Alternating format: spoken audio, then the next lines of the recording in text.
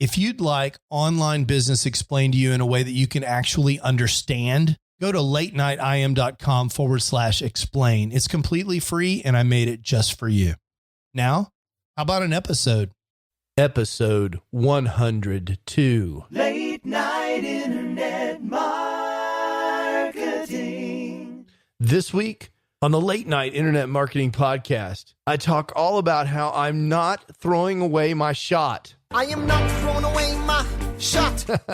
For those of you who know what that's all about, we'll talk some more about that in a minute. I'm also going to make a special, super secret, exclusive announcement right here on the podcast. And by special request, we're going to be talking about how to do a content audit on your website. All this and more on the Late Night Internet Marketing Podcast. The Late Night Internet Marketing Podcast. You've been working for somebody else, but you want a business to run yourself. You want to know how to start and where to begin. Can you get out your comfort zone, my friend? Yes, you can do it right when it's late at night. At the end of the day, your dreams burning inside. So keep it up and you will find that you're building your business one night at a time. And now, broadcasting late at night from a little studio in the big state of Texas, your host, Mark Mason. Hey, how's everyone doing? Greetings from Dallas, Texas. Weather's starting to warm up here a little bit, although I can tell you we have had an incredibly wet and mild array of weather here in the last couple of months. So much rain, in fact, that the spring baseball season is still going on here in my neck of the woods. And we are just finishing up our tournament, or just starting the tournament that finishes the season, rather, for my son who plays in U9, that's under 9 Little League. For those of you that don't know, can't map that age, basically it's the beginning of kid pitch. The kids actually pitch the ball at the 9-year-old level here in Texas.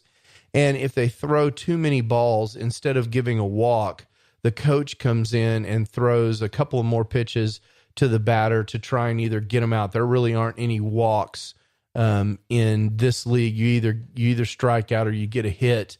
It'll be next year in U10 where we actually get to have walks. And my son is a pitcher. He's a really good pitcher, at least in my opinion, and he's an excellent second baseman. So really enjoy that. He plays with all of his friends. Little shout out to the U9 Cardinals. You guys know who you are. And we're going to hopefully win this tournament this week and come away with a trophy. I'll let you know how that goes next week, and specifically how my son Zachary does. Hopefully he'll do really great. Well, it's really good to be back on the mic and talking to you here. You know, I've been working on several things away from the microphone, and that's put a little damper on my ability to get podcasts out the door. I've gotten a lot of feedback, a lot of encouragement. Thank you guys so much. You know who you are, you encouragers out there who contact me and basically you say, yo, where is the podcast? I love it when that happens. You should always feel free to tweet me at MasonWorld, MasonWorld, with your feedback or concerns or questions. I love when I get those. And I especially love when I get show topic ideas or complaints that there aren't enough shows. That's a really helpful thing, and I do appreciate that. So here we are, and I've been working on sort of 3 things. One thing I've been working on, I think all of them you'll find interesting. One thing I've been working on forms the basis of what I mentioned earlier, this super secret announcement. For years and years and years, I've been helping people one at a time, onesie-twosies, launch something that looks like an affiliate website. Now, sometimes they're straight affiliate websites like the kind that we talk about on this show. Sometimes they're really blogs with an intention to monetize through affiliate offers. You know, they're people are blogging about something that they really care about, but they know that they need to monetize that to really justify the time, or they have a desire to monetize that, maybe to leave their day job or to make a side income. And so they know they're going to be doing affiliate marketing. And I've been doing a lot of those lately. And the last two that I did were very interesting because I helped a very close friend of mine who lives down the street. His son plays on our baseball team. I've known him for years now. And he has started a website about his life as a pharmacist. You can go check it out over at helpfulpharmacist.com. This is a very good example of a kind of website that I love. Basically the idea of this website is this guy, my friend Brady, is a pharmacist, and every day he helps people one at a time when they walk up to the counter and ask some question that he knows the answer to. Or when someone like me texts him and says, hey, my kid's got a runny nose, what over-the-counter drug can I give my kid? Or is it okay to take this medicine with that medicine? Whatever. He helps people one at a time. And he realized if he had a blog, he could help more than one person at a time, maybe 10 people at a time or 100 people at a time. For example, he wrote a post demystifying all of these different nasal sprays that are, you're just bombarded with all these commercials. He wrote a kind of a simple post in lay person's terminology that helps people decode what these different nasal sprays are all about. Another example is when it was time for the program where you can turn in all of your old and expired drugs and where to turn them in and how to turn them in. He wrote a post about that. So instead of helping one person at a time in his pharmacy, he can help more people. And he wanted to do it in a way that was efficient so that he could gain traction quickly. And eventually, I think his intention or his hope is to get some ROI on this endeavor by monetizing it. I think that's a really good example of the kind of affiliate marketing that we talk about on this show.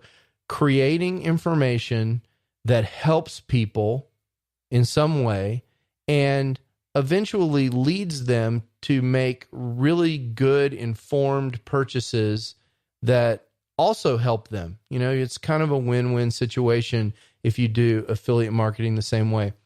The second one that I did is my wife's blog. She's a new blogger now, I guess the genre is mommy blogger, although that makes my skin crawl a little bit. I think what she's doing is considerably more sophisticated than something that I would call mommy blogging, as is most of the mommy, quote unquote, mommy blogs that I look at. They look to me to be a lot more than that. And it's just such a one-dimensional term that I don't really like. But nevertheless, my wife has a blog over at ballcapmom.com where she's trying to do kind of the same thing. She has all these experiences that are fun and enjoyable, and she talks about them, and she kind of talks about the products that she loves and the things that she does that she loves. We, blogged about our zoo trip to the San Diego Zoo. That was a great post that she put out there. She loves photography, which is great for blogging because it gives her all this material to go with on the blog. And she's a good writer. She has a very casual, natural writing style. And so ballcapmom.com is another example. And you'll see that posts in that blog are actually monetized from time to time with affiliate links to Amazon. And these are typically products that Paula has bought and is using and likes and recommends and so forth. And so that's kind of a neat way for her to journal. For her, I think it's this, she's incredibly creative. This allows her to express her creativity. You'll notice that her blog design is very attractive and just like she is. And, it's a really neat fit for her. But again, she's putting content out on the internet that actually helps people either by entertaining them or giving them information that they might need, even sometimes if they don't know that they need it. And eventually this results in some kind of in-kind remuneration, which for us means affiliate marketing commissions. And so that's a really good way to do this. So as I was going through these two, I really recognized finally for after all these years, I really needed to do the thing that I have always said I was going to do and create a course for beginners on affiliate marketing, a step-by-step guide for people like me, something that they can follow step by step. And at the end of this course, they will have a properly constructed blog in a niche that I've helped them select, given them a real process for selecting, with content that makes sense and a content plan to follow and a traffic strategy to follow to sort of set them up on their journey and get them on their way. And, blogging and affiliate marketing, these are things that the results vary widely depending on the competence of the person who is actually doing the affiliate marketing and how hard they work and how much energy they put into it. But you can raise the probability of someone being successful so much by simply giving them good instructions, telling them how to select a niche, what niches to stay away from, what niches to lean towards, helping them select that first niche, helping them set up their WordPress blog correctly and avoiding huge SEO mistakes in their blog construction, and, giving them the shortcuts for technology, because that's the thing that scares so many people when they first start in affiliate marketing is the technology things. Teaching people how to figure out what to write about and how to write it, all that kind of stuff. Just kind of a really simple, straightforward course that results in a blog that they can then go work on getting traffic to and giving them a strategy for how to do that. So that's what I'm doing. And that course is going to be called, of course, Late Night Affiliate. Now, some of those of you that have been around for quite some time have heard me talk about Late Night Affiliate before. And if you go to latenightaffiliate.com right now, what you'll find is an opportunity to sign up to be part of the launch team. And I want to tell you what the launch team is all about. If you go over to latenightaffiliate.com right now and sign up, you'll be put on a mailing list that will take you through and ask you some questions, get your input about what you think the course should be like, and make you part of the pre-notification team. So it'll be a chance for us to talk about, I'll update you on the development of the course and what's going on. And it'll be a chance for us to talk about what's going on with the course and what's in it, a chance for you to give me feedback of what you'd like to see in a course. And I'll be giving away at least one free copy of the course to someone on that list. And in addition to that, everyone on that list will have the opportunity to register at a deeply discounted rate. This is not going to be one of those $2,000 courses that you hear about all the time. That I'm actually participating in a really great one right now. But it's also not going to be a $20 course. It's going to be something in between. And I will, for the first 30 people, I'm going to allow 30 people in the course as a beta test. And those 30 people are going to get a deeply discount rate and get a further opportunity to give me feedback, get a little closer one-on-one help as they go through the course, so I can find out, where the gaps are in the teaching material and so forth, and make it as good as it can possibly be. We'll be talking more about this later, but if you're interested, head on over to latenightaffiliate.com. If it's before the beta launch, you'll get a chance to become part of the launch team in the pre-notification list. If it's after the beta launch, you'll see a sign up so you can be notified when the course goes live for the very first time. I'm expecting that to be sometime in the late summer, early fall. So that's what's going on with me, and that's kind of where I've been focusing some of my attention recently. Now, I mentioned I got some feedback from some listeners, and let's talk about that feedback now. And now, it's time to hear what listeners just like you are thinking. Late night listener feedback. So I got the most encouraging tweet you can possibly imagine from a listener named Chris Holdhide. And Chris, I apologize if I mispronounced your name there, but Chris Holdhide writes, and he says, I just finished listening to all of your podcast episodes, and I can't wait to check out your next episodes. Now, I know because Chris has been in contact with me, he literally means the entire catalog of 101 episodes, at least to this point. So this episode, Chris, episode number 102 is for you. So I replied to Chris and I said, hey man, thanks. I really appreciate it. And I really do. I mean, these tweets, I've told you guys this before. I love it when you guys talk to me. So tweet me at Mason World. Let me know what's going on in your life and tell me about the little successes you're having in marketing or the troubles you're having. Maybe I can help you out. Anyway, Chris, I said, Chris, what do you want to hear about? And he said, funny you should ask.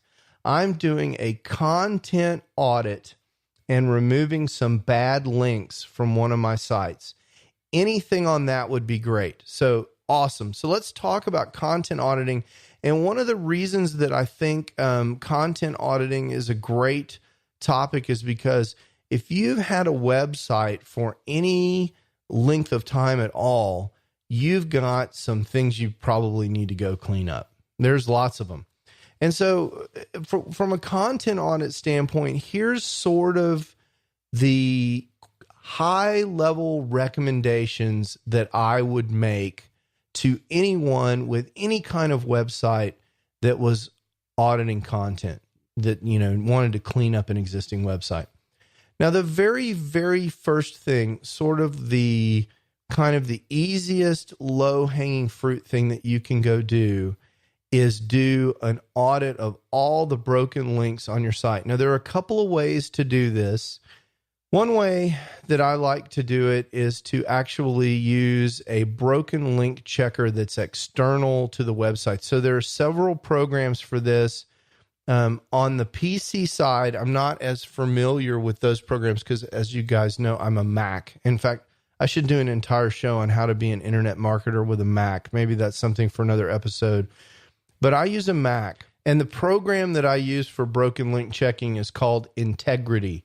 And so you download Integrity. It's free software. You point it at your website. You tell it go, and it crawls every link that it can find on your website, and it tells you if any of the links are broken, and then you can go off and fix them. That's really useful, and I recommend Integrity on the Mac side. On the PC side, I always hear about some software called Link Sleuth from Xenu, Xenu. Now, I've never personally used that. I'm actually allergic to Windows. My doctor has recommended that I not get too close. It's kind of funny because I used to be kind of an expert. I was a guy who fixed everybody's stuff. Now, I'm not so much of an expert. I've forgotten a lot of stuff that I used to know. But I understand this program, Link Sleuth, is pretty good. You might check that. The other thing that, of course, people do is they use a broken link checking plugin. And this is kind of neat because sometimes this plugin will actually be able to fix the broken links for you automatically by just removing the hyperlink itself. So maybe you've got a broken link in your site and it can just unlink that word. And so it'll just remove the broken link from your site. This is really good. So if you've got, posts from 2 or 3 years ago that are linking to dead sites, or more likely you've got comments that people have left where the people are, the sites that they put in as their URL, they are gone and dead. You've got this problem that we call in the SEO industry link rot. And the problem with link rot is Google doesn't like sites with dead links because that tells Google that you're not maintaining the site. It makes you less trustworthy and it compromises the user experience. Why would Google send people to a site with lots of broken links? That's a problem, right? So they're checking, they know, Google knows that's one of the easy things for Google to know when links are broken, and they won't send people to you as frequently. They'll reduce your ranking somewhat if you have broken links, or at least that's the commonly held understanding and belief by most of the SEOs that I know. And I think Google has come out and said that as well. You need to have a good user experience, and part of that is not having broken links on your site. So that's thing number one that I would do when I was doing a site audit. The next thing that I would do when I was doing a site audit is I would double check my internal linking structure to make sure that I didn't have any duplicate content. Now, those of you that have listened to old episodes, which includes Chris, know that there's a couple of kinds of duplicate content to worry about. One kind of duplicate content is the kind where the content on your site is exactly the same as content that's appearing on somebody else's site, where the content's been stolen or plagiarized. That's one kind of duplicate content. That's not what I'm talking about here. What I'm talking about here is where you've got the same content pointed to by multiple URLs. The most common example of this, there's actually two very common examples. One is the example where you've got your blog posts in a category, and then you've got your category page, which shows the first 300 or 400 words of every blog post, or worse than that, the category page actually lists every post in that category. And from Google's point of view, that category page contains the exact same content as the blog posts themselves on their own pages. That's duplicate content.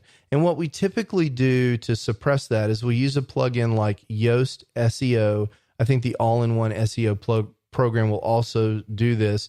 And we tell Google, hey, these category pages, don't index them. You can follow them and you can find where they point to and you can read them and all that kind of stuff, but don't put them in your index. And that's sort of a signal to Google that says, hey, this isn't content that we want users to land on. Now, there are some exceptions on category pages. Some people are using those as part of their SEO strategy.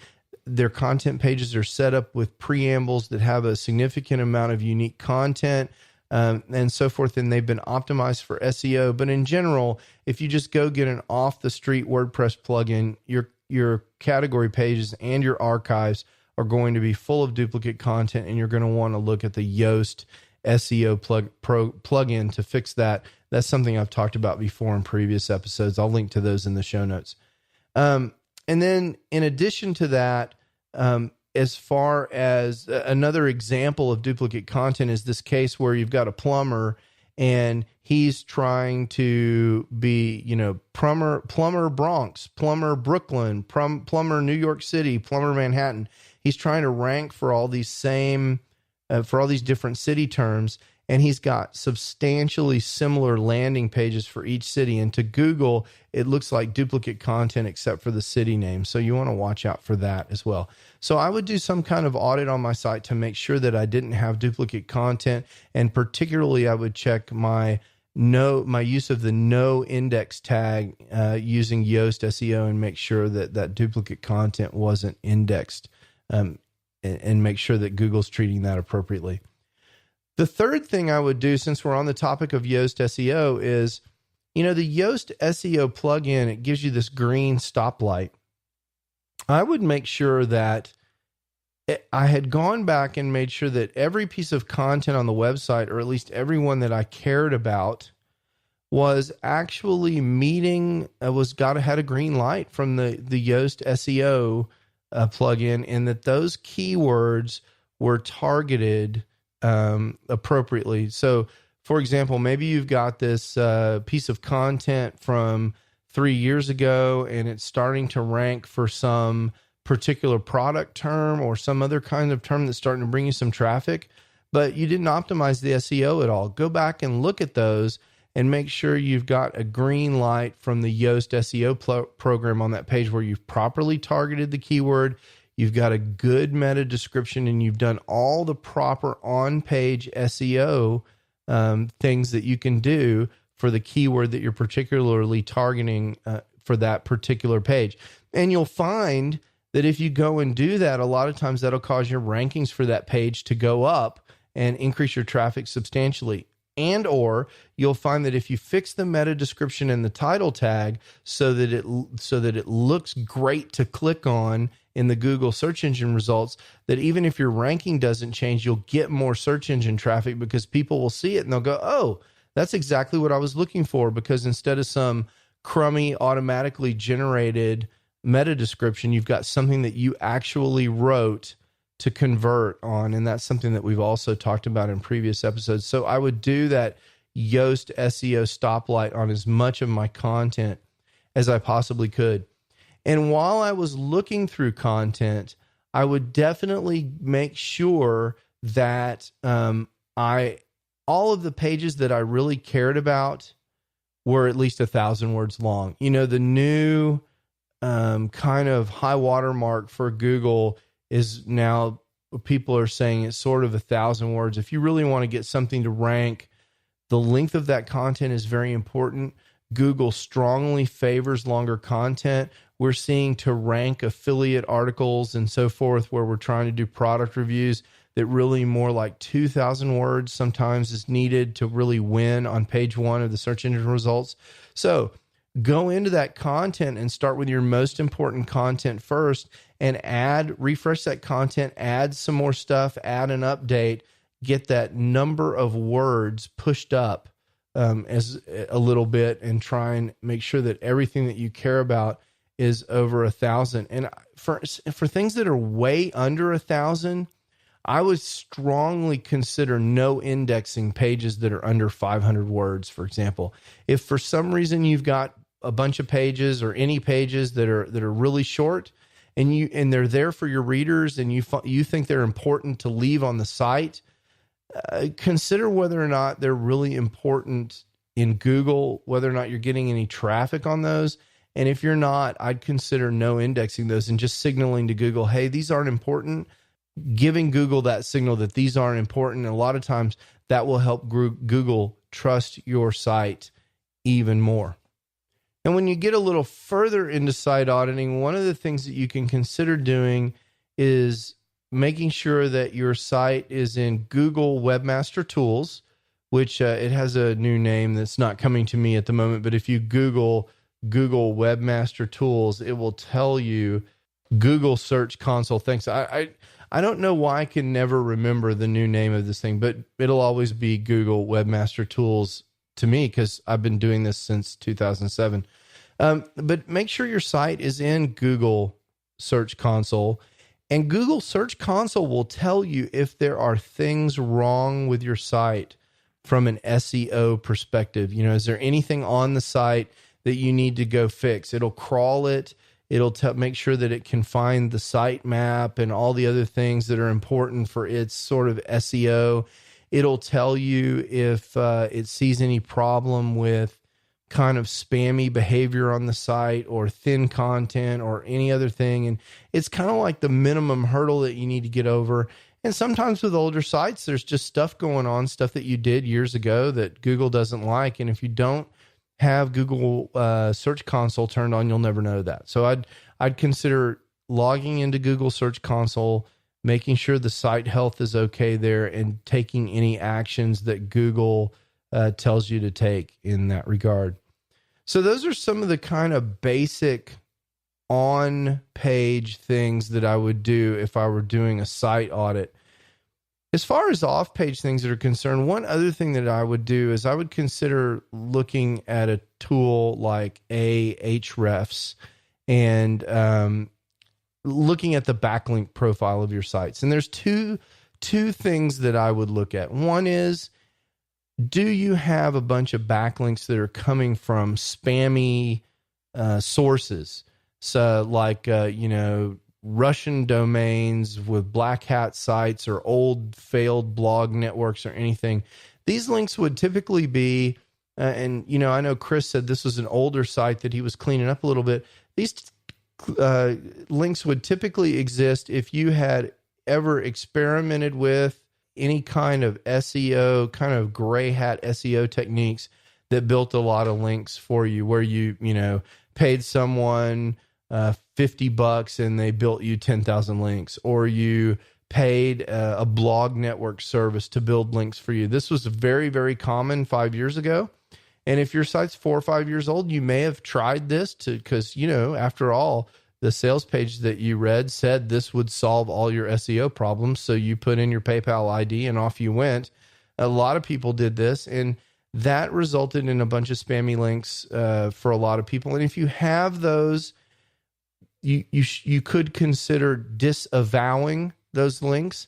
That's a long process that's a little bit too long to explain here, but if you go to Google and search for information on how to disavow spammy links, then you'll get a procedure. But basically what you do is you can get a list of links.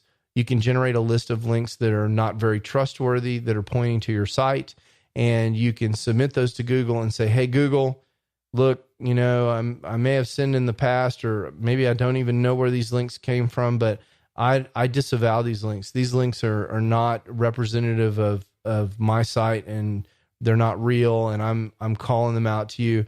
And that sometimes can help. Now, I will tell you, this is a little bit controversial. I definitely recommend that you do your research before you go using the Google disavow tool willy-nilly. You need to make sure you know what you're doing. You may even want the help of a professional SEO on this sort of activity, but that's definitely something at least to be aware of. If you look at your backlinks profile in a tool like Ahrefs or SEMrush or something like that, you're going to want to know you've got a problem and consider what to do about it. A related topic would be, what is your anchor text diversity? When people link to your website, they don't always... When real people link to your website, they don't necessarily use your premium money keywords. I mean, if you're trying to rank for best mountain bike reviews, that's not the keyword that they're usually linking to. That link that they're giving you is usually going to be something like, click here for a cool blog, or this blog I found on bikes, or, it's going to be more of a natural language thing. That in the course of writing an article, they linked in their article to your site, or maybe it's going to be just the name of your site, Bob's Bicycle Site. So you want to keep that in mind when you're looking at your link profile. And if you've got 70 or 80% of your links, or even, now even 30 or 40% of your links are the exact same anchor text keywords over and over and over again, best bicycle review over and over again, Google knows that is something that's probably been manipulated by a search engine optimization guy like us. So they're going to penalize you for that in some small way, oftentimes. So you're going to want to diversify that link profile. So when I was doing a site audit, I would definitely go to one of these tools and make sure that my backlink profile looked okay. So to summarize, this is basically what we're saying here is, look at your site, make sure it's got a good reader experience, no broken links and other kind of problems. Look on page to make sure your SEO is good. Lean heavily on things like Yoast SEO. Look off page to make sure that the links coming into your site are sort of okay, that you don't have anchor text problems or spammy link problems. The last thing, Chris, that I would recommend that you do when you do your site audit is look at your site speed. It goes again to user experience, and it goes to bounce rate. So, a lot of times if people go to a site and it doesn't load fast, they'll hit the back button before the site even finishes loading. Google knows this, and they're also looking at this site loading speed. And so I would definitely check the site speed. Two things that I recommend here, obviously, and you probably know at least one of these. One is to make sure that you have some kind of caching plugin installed for WordPress. W3 Total Cache has always been the plugin that I have used. One of the things that has concerned me a little bit about it lately is Frederick, the guy that runs it, seems like he's off working on some other stuff quite a lot of the time lately. The updates have slowed down, although he did update it again 3 months ago. It had gone for a lot longer than that without an update. So I think he is still maintaining it. But, I had started to get some concern about that. So recently I have gone back to using WP Super Cache, which is an easier to use plugin. It's completely different in the way it operates, but I get some pretty good results with that. There's also a couple of paid ones out there that I haven't tried that look pretty promising. A lot of people are starting to talk about that. But anyway, you need to be using some plugin. I think the easiest one to use is WP Super Cache. Probably a better one, technically, possibly, it's a huge debate. Again, at one point, I thought this was true. W3 Total Cache or one of the other paid plugin solutions is one thing to go do. The other thing that you can do is use a site called Cloudflare. And this is also something that I use on latenightim.com to help it be a little faster. Check out Cloudflare. This is a reverse proxy kind of service. It helps with things like denial of service, domain attacks, and stuff like that. But it also helps speed your site up. They've got some different kinds of platforms. And the first level is a free level. And then it's, I think, $20 a month to add your site at a higher level, which will do a lot of cool stuff like graphics compression and JavaScript minimization and a bunch of other cool stuff that helps your site run faster. And so you can look into that caching program as well. But the bottom line is, know what your site speed is. Check out the Y Slow score and other related page performance scores, and make sure that you're doing whatever you can do, smushing images with WP Smush It, or using a caching program, or using something like Cloudflare or some other kind of CDN type solution to make your site as fast as you can afford to make it. And that will also help with your ranking. So those are my recommendations for the site audit. I hope that helps you in some way, Chris, and hope to talk to you again soon. Let me know how it goes. Again, reach out to me at Mason World on Twitter. I try to answer all of those as best I can. Okay, that does it for today. You know, this podcast is very important to me. I made a joke in the beginning. I'm not throwing away my shot. For those of you that have been following the musical Hamilton, you know what that means. Yo, I'm just like my country. I'm young, scrappy, and hungry, and I'm not throwing away my shot. But one of the ways I can not throw away my shot is by making sure I get this podcast out. And so we'll see you next week. Next week, I'm going to be answering another piece of listener feedback from a couple of people who have reached out to me and said, hey, they listened to episode 98 about finding a niche or whatever. They've been working on niches. I've had several different communications, and they need more help on niches. So we'll be following up on episodes 98's content from back in January in the next episode, talking about what you do once you have a giant list of niches. How do you select the best one? I think that's a pretty straightforward question. Until next time, don't forget to go over to latenightaffiliate.com and sign up, and I'll talk to you soon. Peace out. You can do it right when it's late at night. You've been listening to the Late Night Internet Marketing Podcast. Be sure to visit latenightpodcast.com today to leave feedback for Mark. Download special bonus content, access the show notes, and more. See you there. Until then, go and make some great progress on your internet business. One night at a time. One night at a time.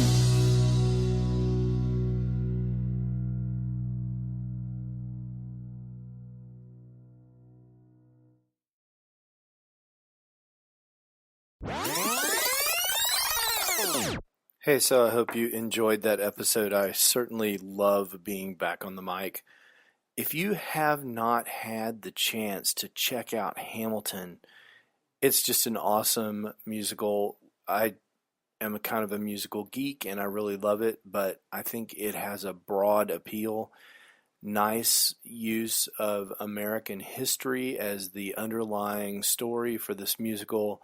This guy who writes the thing, Lin-Manuel Miranda, is just a musical genius. I mean, I think we'll probably look back in 50 years and realize that this guy was one of the great musical geniuses of our time, like Andrew Lloyd Webber and John Williams and some of these other guys that are just absolutely amazing from a musical standpoint. So definitely recommend that you check him out and check the musical out. Just go to YouTube. All this started back in 2009, I think, when Lin-Manuel was considering doing this as a musical after reading the amazing biography on Hamilton. that he picked up in the airport, and he was invited to the White House Poetry Jam to do the first song from the musical as a poem. That's on YouTube. It's very amazing, and I'll put a link to that in the show notes. I'll embed the video in the show notes so you can check that out. Definitely worth a look. Peace out. And I am not throwing away my shirt. Hey, it's Mark again. I wanted to tell you one more time about this absolutely free resource that I have for helping people who are trying to get the big picture for internet marketing, actually get started and understand what all their choices are. If that's not you, there's no more content. You can skip to the end. But if you're someone who came to this podcast because you're searching for how to get started online and you just can't cut through all the noise, I get it. That was me. In 2007, when I was trying to get started, there were so many people throwing offers at me that I really couldn't even understand what all the different business models were. I couldn't understand how money moved around on the internet, and I couldn't really get a grip on what direction I wanted to go in so I could figure out how to move forward. I've created a free video resource for you just for that purpose at latenightim.com/explain. In several short videos, I just explained to you what internet marketing is all about and what online business is all about and the different options that you have for starting an online business. There's nothing to buy there. You just sign up for access and you get the videos just like that. So if that's interesting to you, or if you know someone who's in a same situation, send them that link, latenightim.com/explain. And let me know what you think. I'd love to hear what people are thinking that are in the exact same position that I was in more than a decade ago in 2007. In some ways, it seems like yesterday. And in some ways, it seems like an entire lifetime ago. Again, that's latenightim.com/explain. Late night internet marketing.